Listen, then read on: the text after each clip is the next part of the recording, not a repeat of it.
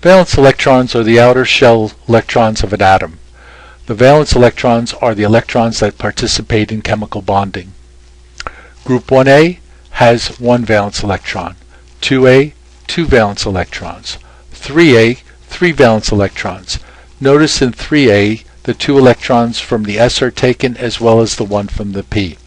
4A, 4 electrons, 5A, 5 electrons, 6A, 6 electrons, and 7A, 7 electrons.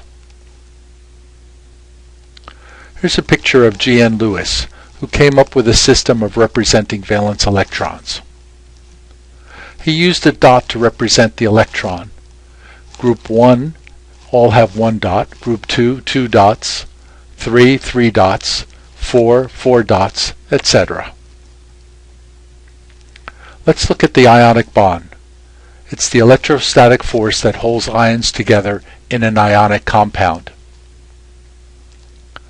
Here's lithium and fluorine, which makes lithium fluoride, an ionic compound. Lithium's electronic structure is 1s2, 2s1.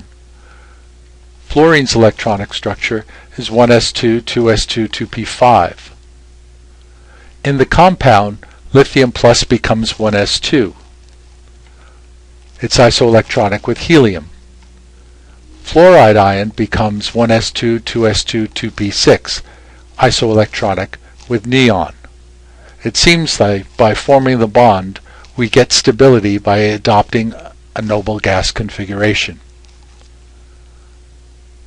Lithium forming the lithium plus ion, fluorine forming the fluoride minus ion by the exchange of the electron.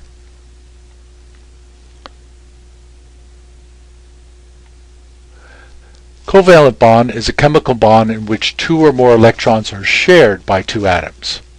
Why should 2 atoms share electrons?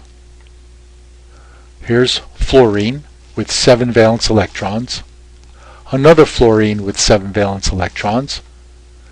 Forming the fluorine F2 molecule, notice now they have 8 electrons by sharing the 2 between them. Again, they each adopt the noble gas configuration. Lewis structure for F2 is represented with a dash for the bond and the 6 valence electrons, which do not participate in bonding. The Lewis structure for water is shown. Again, oxygen has 6 valence electrons, hydrogen 1 each. Together they form water by sharing a pair of electrons. The sharing can exceed more than 1 bond. A double bond is 2 atoms sharing 2 pairs of electrons, as in the case of carbon dioxide. Triple bond is shown for nitrogen. Nitrogen is triply bonded in the molecule N2. Here's a table of average bond lengths for single, double, and triple bonds. In general, a single bond is greater than a double bond is greater than a triple bond. The more bonds, the closer the atoms get to one another. Here's a comparison of some general properties of both an ionic and a covalent compound.